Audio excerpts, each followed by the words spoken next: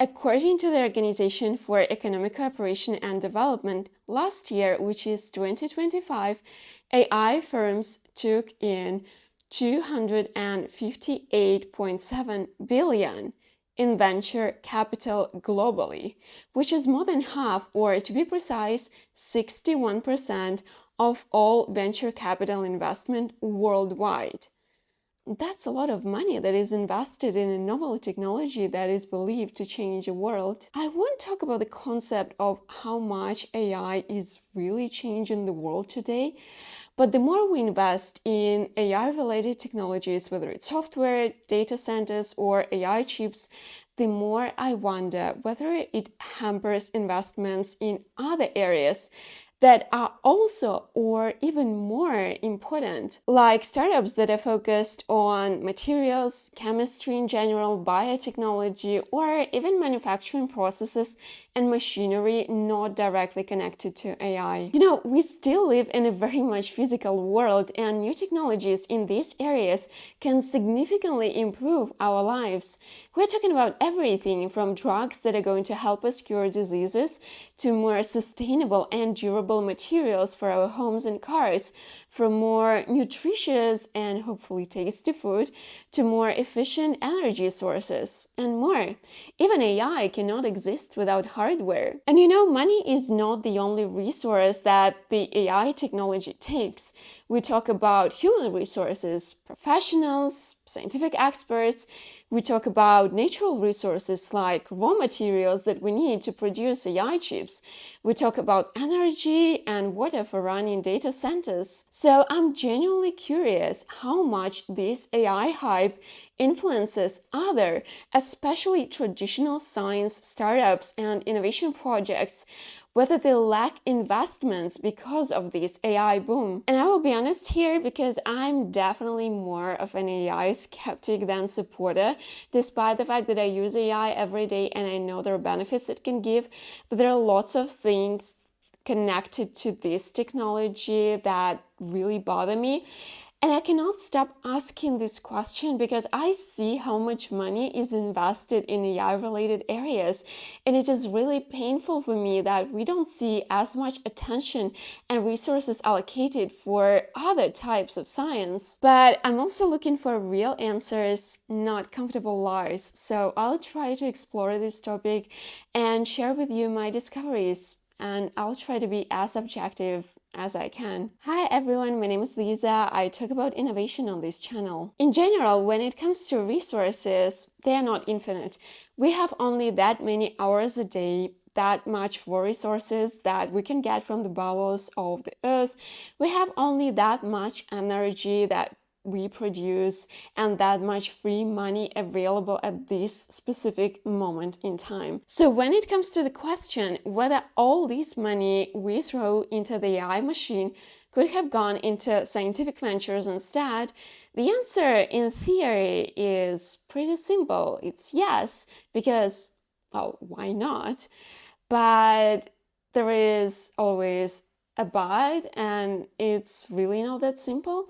And I want to unfold this topic because there is more to it. And, my initial question might not even be the right one. Maybe we shouldn't ask how much AI hype hampers investments into traditional scientific ventures. Maybe it should be a different question. Maybe a number of questions instead. When it comes to investing, what we want to achieve in general is a return to the investments that we make. And investments into innovation, they may give us a lot, not only at the micro level, at the level of companies, but at the macro level too. I did a video some time ago about the Nobel Prize laureates in economics of the year 2025. You can check it here. And one of the central claims of last year's award was that innovation leads to sustained growth for the whole society. This includes a better standard of living, better healthcare system, increased financial and social opportunities for people in general. For the whole economy, it means increased general welfare, and yes, also productivity growth that AI explicitly promises us. This is what investing in innovation is supposed to give us. So the questions I would rather ask here are the following. When we invest all this money in AI, do we invest in the right technology? Do we invest in the technology that can have the biggest impact on our growth, on our well-being? Is it the right investment for us? Maybe there are other technologies that we should focus on. But it doesn't matter how big an atom-based science fan I am, if AI helps us to continue this sustained economic growth, if in the end we live better lives, then it all makes sense. Then we really should invest that much money into AI. But at this moment, it is really hard to tell how much productivity growth and money we get back. And my genuine opinion is that it's hard to predict even. The technology is still in its early days, especially in terms of its adoption. You might have heard of famous research conducted by MIT claiming that 95% of enterprise GenAI pilots produce zero measurable profit and loss impact. But we have to be really careful here, as we're talking about pilots, and it's completely normal for pilot projects to fail, and we're also talking about implementation, not capabilities of the technology. So maybe it's not the fault of the technology itself, but how we implement it, how we use it. So yeah, let's not fall for these hype numbers, but I think we should still keep them in mind. It is also worth mentioning that quite some sources, including David Kahn from Sequoia and Allianz Research, talk about the widening gap between capital expenditures, or what companies spend on long-term assets, and revenue. So yes, it might be that companies invest at a more rapid pace than they generate revenue from AI. This is about enterprises, and when it comes to startups, it is really difficult to get a clear picture on whether AI startups are profitable or not. There are not reliable sources here. We might be talking about Databricks, Midjourney, some other companies, of course, that generate revenue, that are profitable. But let's be realistic, it usually takes years for startups to become profitable, so yeah, I won't be too harsh here. Now, when it comes to productivity growth, there are some studies. For example, according to the research done by the nonprofit organization Model Evaluation and Threat Research that was conducted in July 2025, experienced software developers believed that AI made them 20% faster when tests show they were 19% slower. I have to admit, though, that they have conducted another study which they claim to be weaker due to selection effects, and there were less participants in general, if I'm not mistaken. And this new study shows a speed of 18%, which might be even higher in reality. So I don't know, it's hard to claim that it's a legit one, but I believe that at least some specialists really became more productive. But the truth is, even if individuals show improved productivity, this is not something that can be easily scaled up to micro and especially macro levels. There are lots of constraints, from bureaucratic ones to deployment issues. Like, the person might do their work faster, but the project might never get implemented. It's not that simple, as always. And to prove this point, we also have data from the US Bureau of Labor Statistics claiming that starting in the fourth quarter of 2019, labor productivity has grown at an annualized rate of 2.1% through the first quarter of 2026. So we kind of see the growth here too, but we also should remember that correlation is not causation. We cannot clearly attribute this growth to AI, as there were so many changes over these years. The pandemic has ended, there was this labor market reshuffling, so lots of people left their jobs, their old jobs, and have transitioned into new fields.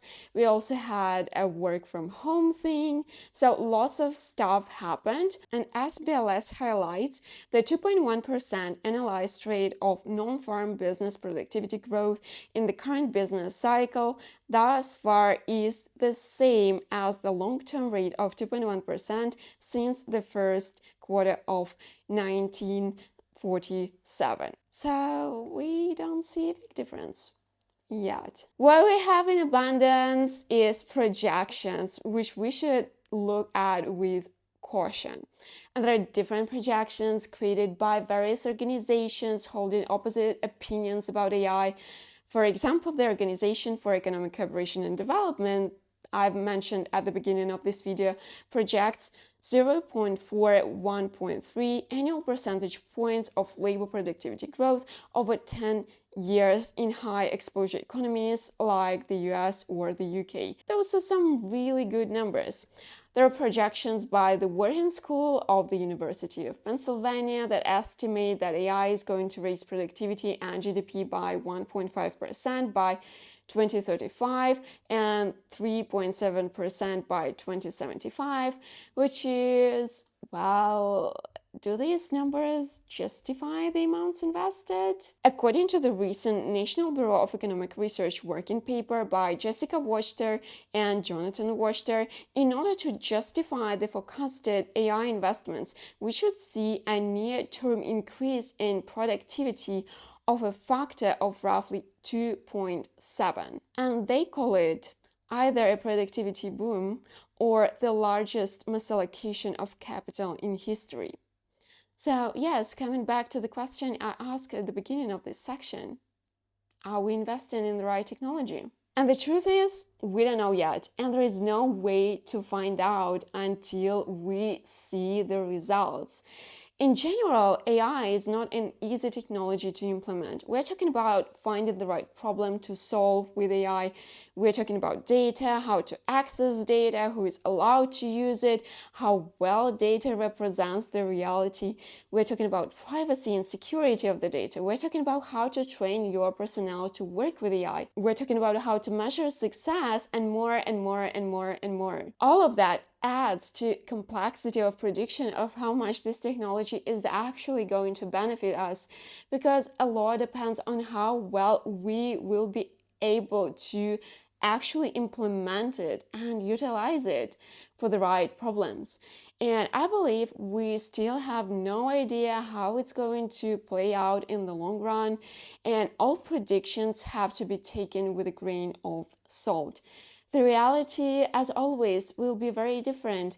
I'm pretty sure that 20 years from now, we will be hearing a lot of "I told you so" here and there, but we all are Nostradamuses in hindsight. So to me, the question of whether investing in AI at the pace and amount we invest now makes sense, this question remains open. This is often a case with innovation. It's like the casino. We make a bet and see whether we are lucky. It's just that with some technologies, the gains were more obvious than with AI, especially keeping in mind how much we put at stake. But it's not only about the money. As I have mentioned, there are other resources which are not that easily allocated. I won't talk about energy and water, as a lot has already been said about it. I want to point out human resources and also products that are equally needed by AI and science. We have a limited human resource because there are only so many educated people that can work in STEM. And unfortunately, there is a large number of professionals who could have become talented physicists, chemists, engineers, mathematicians, but who chose another path. They chose the path that would allow them to get clear financial payoff of their efforts. According to Stanford's AI Index report of 2026, AI software-related degrees, especially at the master's level, saw an 82% increase in graduates between 2022 and 2024. It's interesting, by the way, that this report claims that the number of AI hardware-related degrees has remained flat or declined. That's the state of US education, at least. AI pays, and everyone, even scientists who genuinely love to solve problems, wants to have a decent living. They want to feed their families, they want to travel, they want to enjoy the benefits of civilization. I myself know scientists I've been working with on innovation projects in the past who have left their fields and now work in software companies. And it makes me sad. I mean, I'm happy for people when they really find themselves and when they enjoy what they do and when they do it because they're passionate about it. But if they have to leave what they love and just do something because this something pays their bills, that makes me genuinely heartbroken. Of course, we have to be really cautious with numbers and assumptions here. Moreover, we are mostly talking about numbers in the United States. They are different in different parts of the world, but that's what I get when talking to people related to academia these days. There are just fewer people in traditional science, especially fields like chemistry, physics, etc. But we can also talk about compute and hardware access.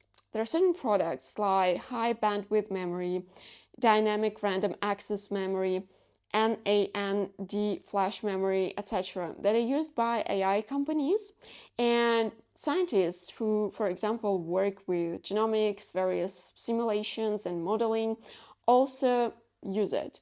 Obviously, for manufacturers of these products like SK, Hynix, Micron, Samsung, it makes more sense to sell high volumes of those to hyperscalers, AI companies that are ready to pay more and buy all available products. It's not that easy for academic and smaller research groups to get them. So yes, manufacturers of these products committed to long-term contracts with the largest players in the AI technology market. For example, SK Hynix claimed in late October 2025 it had sold out its memory capacity for 2026, with customers having reserved manufacturing slots in advance. The National Science Foundation in the US launched the National AI Resource Initiative because many researchers and educators lack the critical AI tools and resources to investigate fundamental AI questions and train students.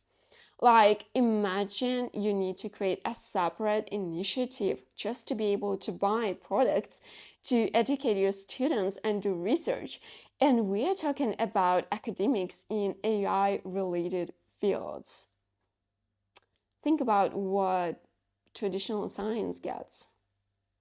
Not much. So yes, AI takes lots of our resources, both financial and not only financial, but apart from influencing productivity growth, we may expect these tools to help science in general by solving challenges that researchers face today. And there are many of them, from something pretty basic, which is not basic at all, that allows going through thousands of publications and ideas from other researchers, to complex ones for automating labs and creating a digital scientist. Projects like Microsoft's MetaGen, Google DeepMind's GNOME, Cusp AI, Lila Sciences, Periodic Labs, Radical AI, Deep Principle exist to overcome scientific challenges like finding novel materials, chemicals, drugs, etc.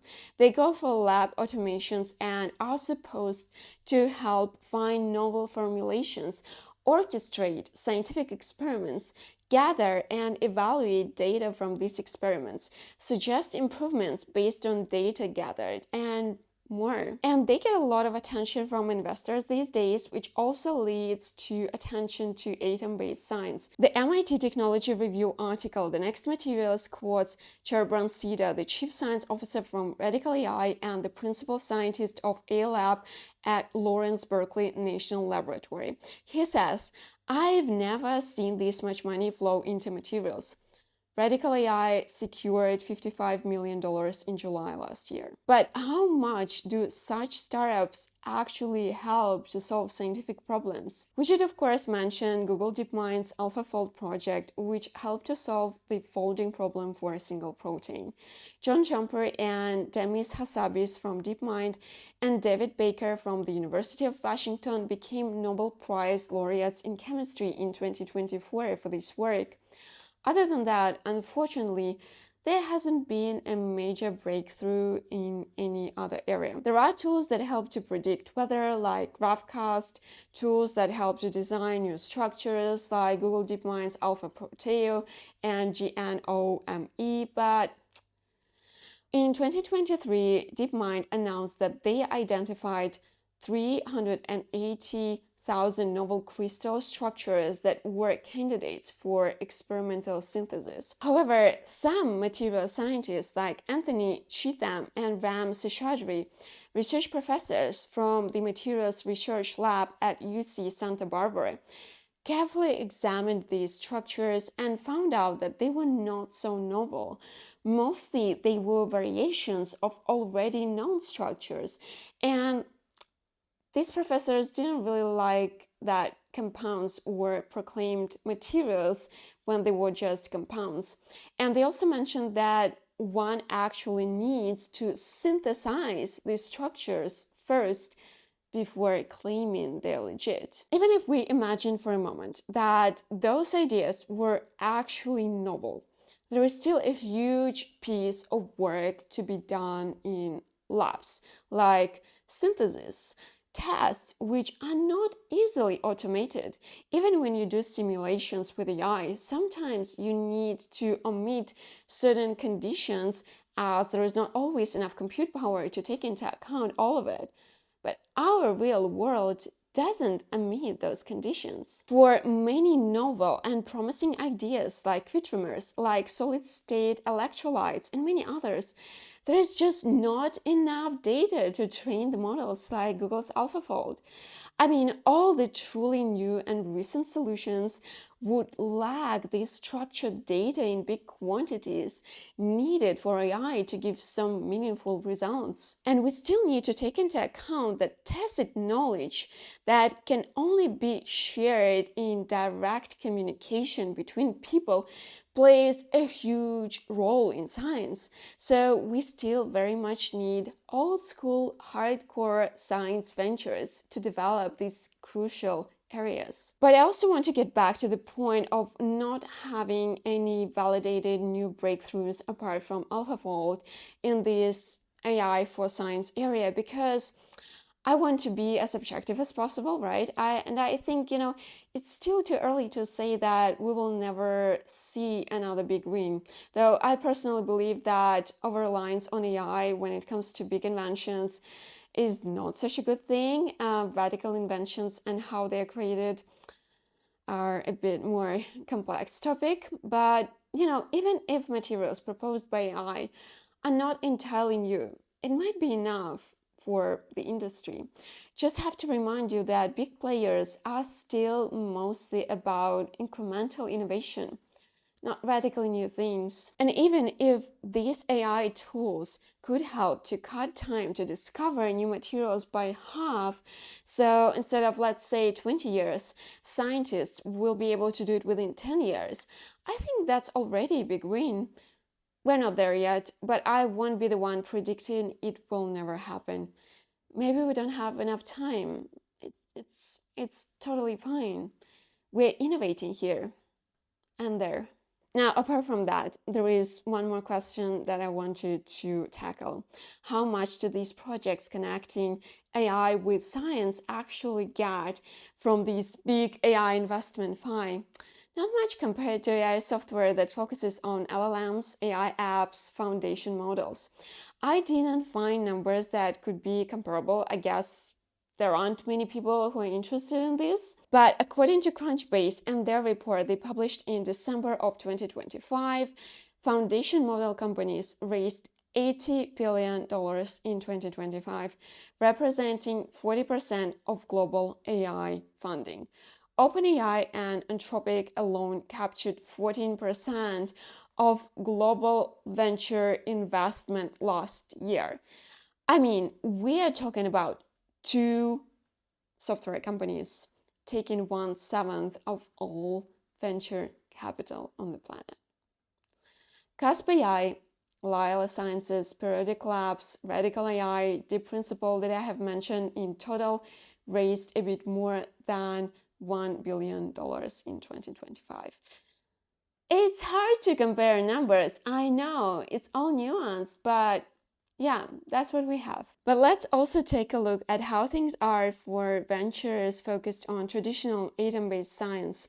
What does the funding climate feel like, and what was it like for them before the AI boom? Was it easier for them to get funding? And we have some interesting numbers here. So if we take an investor's guide to deep tech by BCG prepared in 2023, we can see that deep tech, which is partially connected to atom-based science, I'm talking about here.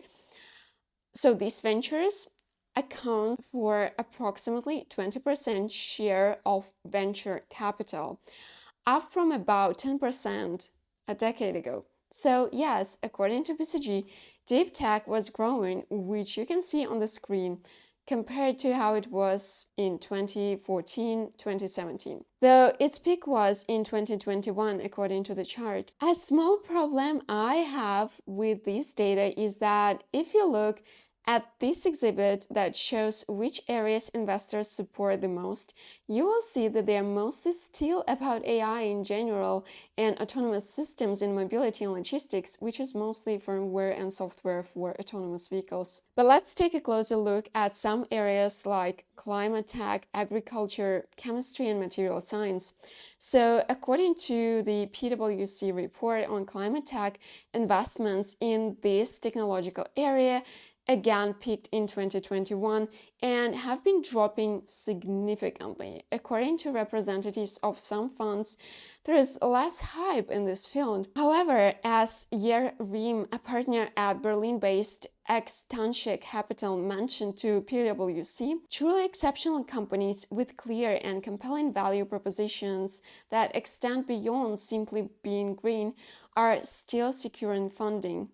But there is a lack of money generally. The same goes for agriculture. According to AgFunder, a global venture capital firm focused on food, agriculture, human and planetary health, we can see the same pattern as it was for climate tech.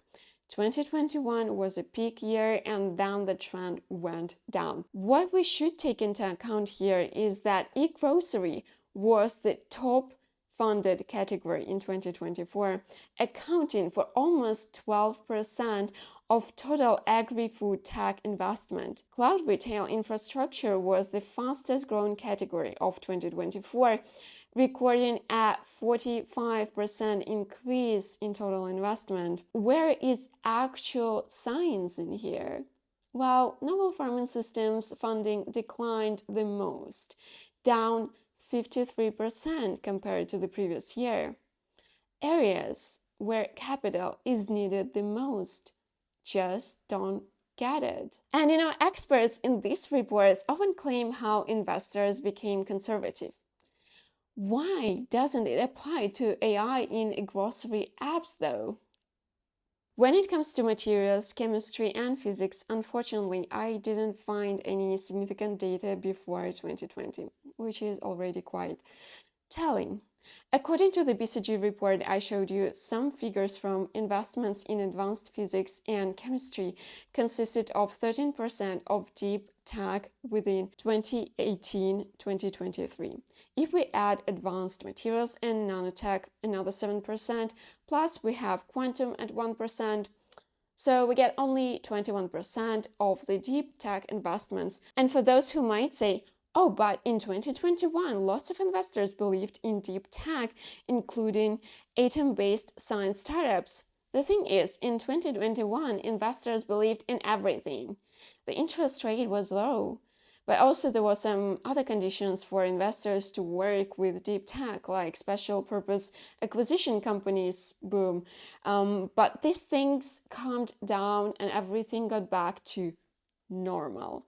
Less money for startups that desperately need it. Andrea Fosfori and Jay Prakash Nagar, in their paper Timing is Key: Navigating Venture Capital Funding for Science-Based Startups, claim, drawing on PitchBook data for startups founded between 1990 and 2015, we find that science-based startups often struggle to attract timely investment, which may limit their ability to scale and commercialize new technologies. In their 2020 paper, Lerner and Nanda study venture capital, the technological innovation VC firms focus on, and other questions about how these firms influence innovation. In this paper, you may find astounding evidence based on data from the National Venture Capital Association's yearbooks and related sources of how the structure of VC investments changed and how software started to take a bigger piece in the investment pie and how the piece of hardware, materials, telecom shrank. So yes, it was always the case. Scientific startups rarely get the resources they need. And it's one thing when one or two or even three specific startups don't get it, or when the timing is not right, but it's another when it's a system that influences the whole area and our prosperity in the future. And there are lots of reasons why this happens. I will not go deep into this topic today because there's just a lot to unfold. I'm gonna leave it for my next videos, but I'm gonna name a few reasons that lie on the surface. First of all, investors are really focused on money and making money. They are not philanthropists. And of course, they are not ready, but also often not able to wait for more than 10 years for their payoffs due to their fund structures and life cycles. But it is quite difficult for foundational science to promise quick return on investment. You never know when that new material will be ready for mass production. There are startups that have existed for decades, yet they still haven't reached the stage to fully commercialize their technologies. It's easier with AI. You kind of see the real output already and you see how many people are using it. And of course, all this hype around helps. This technology makes promises, and these promises look quite realistic, even though the real numbers and real outcomes do not fulfill these promises, at least yet. Lab-to-factory science require capital and time. For traditional chemistry, physics, materials, biotechnology, you often need to spend years in a lab to actually move the technology toward commercialization. And you need investments into expensive equipment, materials, and the further you move, the more you need to spend because as you scale, you need larger machinery, more space, larger batches of raw materials, etc. When solving difficult scientific problems, scalability is the problem itself. When you can produce something in the lab, it doesn't mean that you can get it to the pilot plant. Producing 1 milligram of the new material in the lab is very different from producing 1 kilogram and especially 1 ton of the same material. Moreover, such startups depend not only on their own challenges, but they might depend on challenges their suppliers, their equipment producers face. Then, scientists are not the easiest people to work with when it comes to business. They often have a different goal than investors. Moreover, many of the science-based startup founders are coming from academia, where people just have a different mindset. They tend to enjoy more freedom, meaning that they're not that constrained by deadlines and this rush to generate as much revenue as quickly as possible.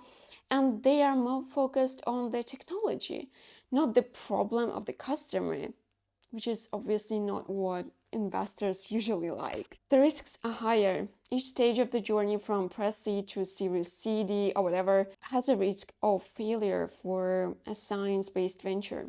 Keeping in mind how much more resources science-based startups require, failure is much more costly with them than with any software company. So yes, as always, we are focused on short-term results, on looking for quick gains, eliminating uncertainty and risks as much as we can, believing in promises that are easier to believe in, which cannot be given by traditional science-based startups. Now, there is one thing that I'd like to note. I know that through the whole video, I've been talking mostly about venture capital, but there are other sources to support science-based projects, like, for example, government programs. Companies also conduct R&D in their labs and during open innovation projects. However, the reason why I've been talking about VC this whole time is because we're talking about future radical disruptive innovation projects which have a chance to bring drastic technological changes from labs to the world. This is mostly done by startups. Established companies are mostly focused on incremental innovations. Governmental support often goes to more basic research, though, of course, the government also supports applied science to a certain extent. But startups are one of the main ways to provide this link between radical new technologies developed in labs and mass production and commercialization. And VCs are one of the main organizations to give a chance to an early stage commercially viable idea to see the world. And also, if I'm being honest, there is just more clear data about VC investments. So, answering the question I asked at the very beginning of the video, do investments in AI hinder investments in science-based startups and ventures? Not really. It was always difficult to allocate funds for science-based startups, and resources, including human resources, always go where the money is. If not AI, these investments could have gone to another B2B software as a service tool that should not exist in the first place. Though, of course, not to that extent. Moreover, it's good to know that AI is used not only for creating fake news and writing these terrible, unreadable LinkedIn posts consisting of 3-word phrases.